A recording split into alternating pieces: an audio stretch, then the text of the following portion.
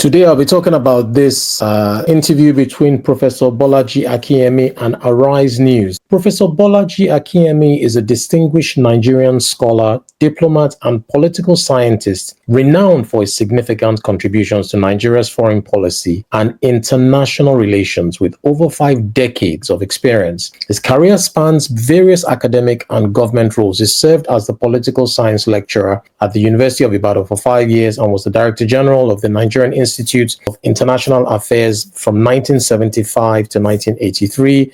He was also Nigeria's Minister of External Affairs from 1985 to 1987 under President Ibrahim Babangida. He also introduced the Technical Aid Corps, the TAC program, promoting South-South cooperation by deploying Nigerian professionals to other developing nations. Throughout his career, Professor Akinyemi has served under multiple Nigerian governments, including those led by Goodluck Jonathan and Bola Tinubu. His expertise continues to influence Nigeria's foreign policy and global diplomatic engagements. I thought I should give you a brief introduction to the mastermind, the subject matter expert, the grandmaster of international relations, in my opinion, in Nigeria and perhaps West Africa. I'm going to react to this interview by Arise News. They were asking him about the USAID and Boko Haram situation, where a congressman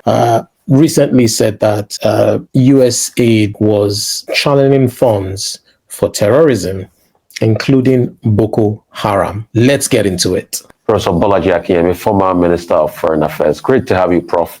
It's a pleasure having you, and Happy New Year, to you. And I must say you're looking dapper as always, and great as always.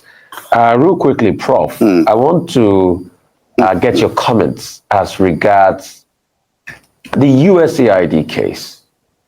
An American congressman has said that monies were funneled to fund groups causing mayhem in Nigeria. What's your take on that, sir?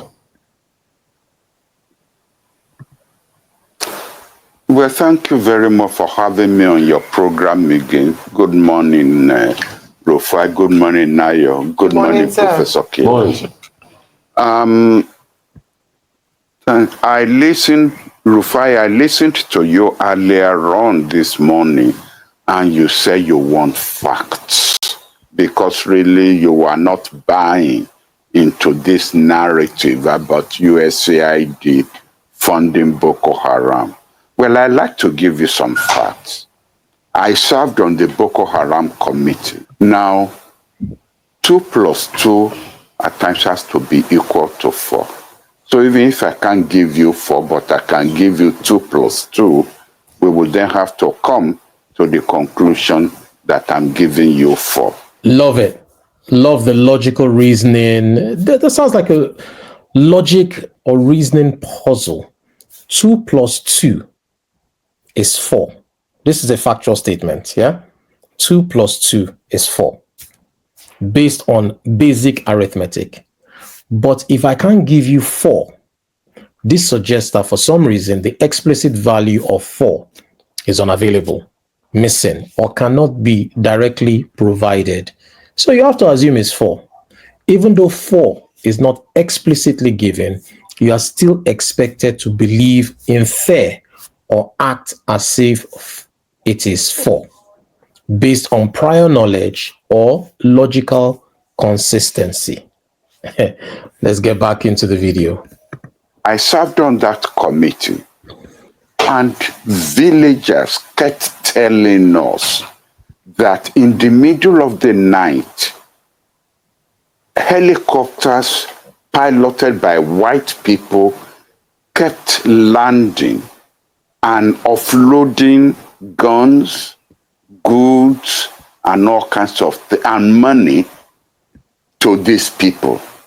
Now, villagers they don't even know who these white people are, and they have no reason to lie to us. Now, we made a mistake. When I said we, some of us on the Boko Haram committee made a mistake. We thought it was the French that were doing this. Now we have an American congressman said, no, it was the Americans who were doing this. And when you then add that to the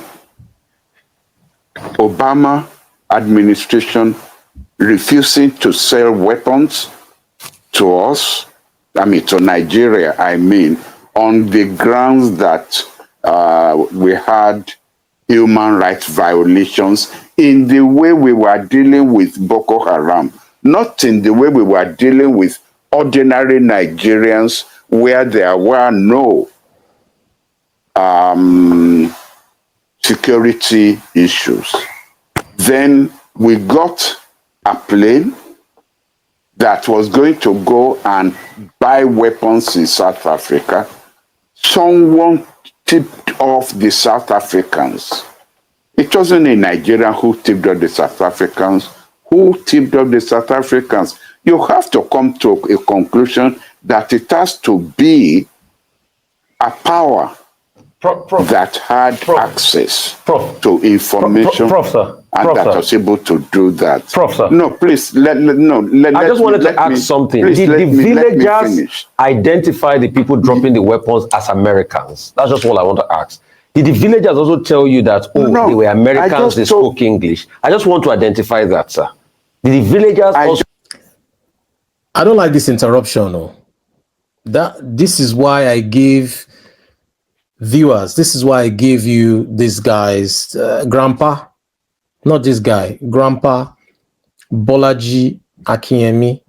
I gave you his credentials, over 50 years of serving his country and serving international relations. He was respectful.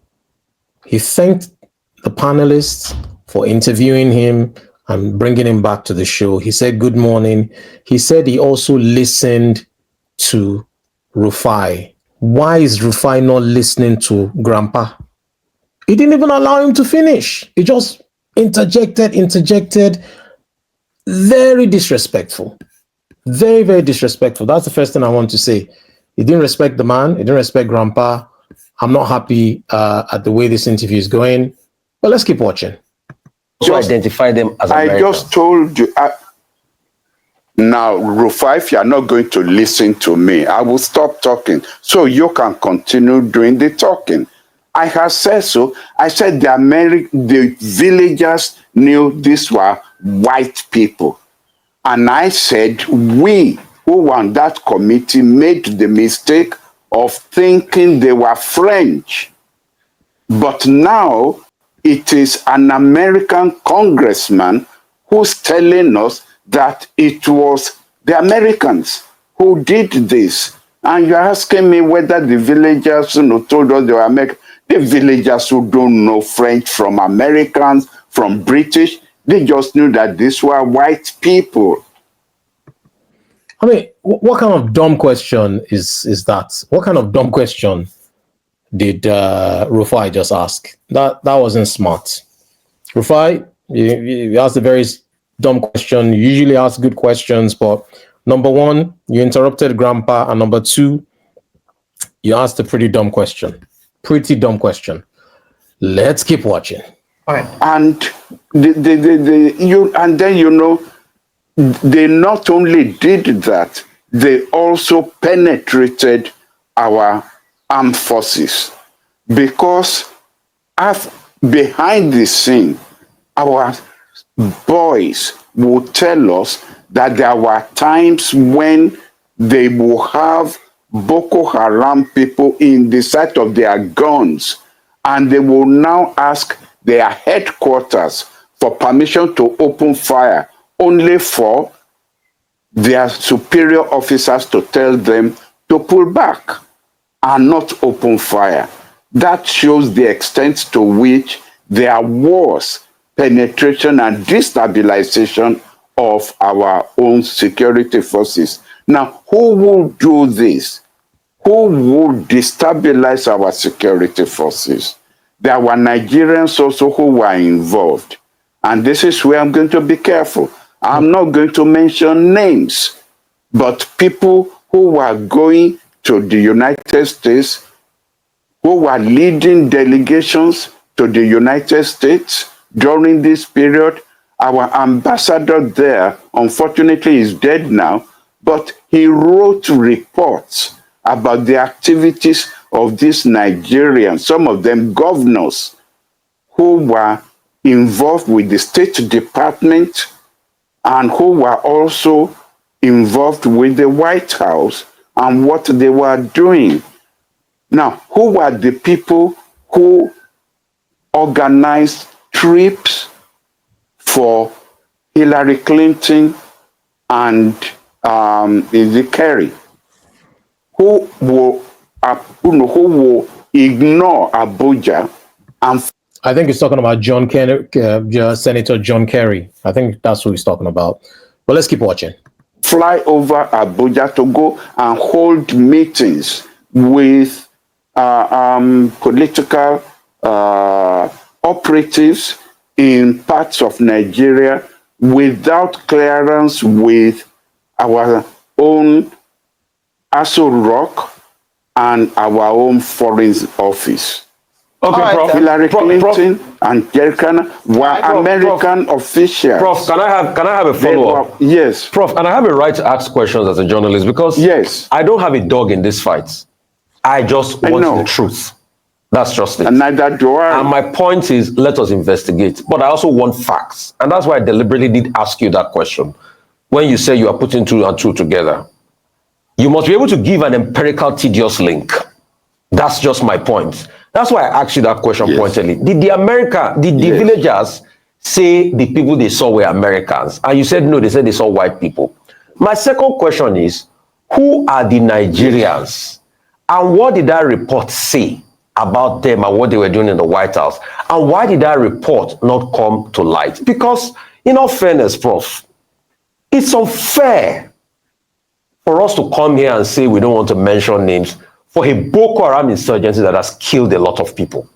It's very unfair to the memories of our troops that are dead and people that are dying and lives have been destroyed.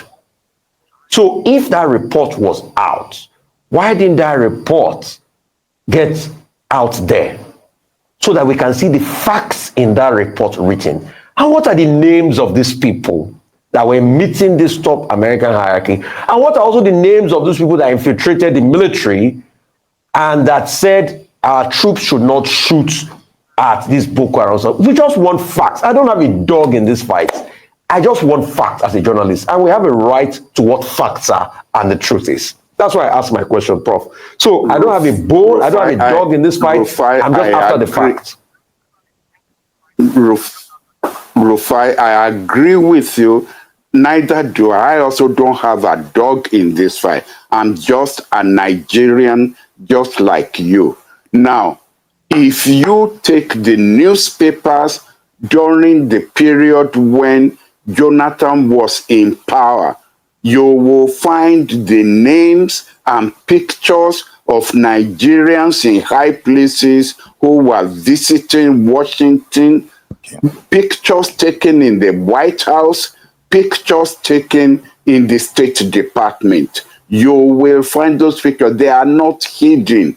And I cannot now go and look for those newspapers and hold up the newspapers, but those pictures are there. And in any case, if you Google Nigerians visiting Washington, governors, they are not unknown people, governors. And some of them are in the Senate, some of them are even who are occupying higher offices, who were visiting Washington, not twice. Those pictures are available. So they are not top secret. All right, okay. So really, and I'm not really, if I'm going to write, a piece, then I will go and look for those pictures and look for those reports. Yeah, so you guys, I don't know what your thoughts are. Please put your comments in the comment section. I appreciate every single subscriber, viewer, commenter, people who like, people who don't like. Either way, I appreciate all of you. Thank you so much, first and foremost. Professor Bolaji Akinyemi did a fantastic job. He held his own. He showed who the boss was. I didn't like the way Rufai handled that particular interview. the interruption and the silly questions. He asked that same silly question twice, which made no sense. He didn't even do his research. He was saying, why should he mention names? Even the US government, the UK government, they all don't mention names when they don't want to mention names. Who killed JFK? Declassified. Who killed Martin Luther King? Declassified. There are so many places where if they don't want to release the names, they don't want to release the names. And you heard him say it. Just Google it. Google the people that were in power then, and you get the names you need. Why are you asking him to tell you who the names are? You're a seasoned journalist. Do your work. Now, in a recent House hearing, U.S. Congressman Scott Perry accused the U.S. Agency for International Development, USAID, of funding terrorist organizations, including Boko Haram, which is why Professor was called to speak on it.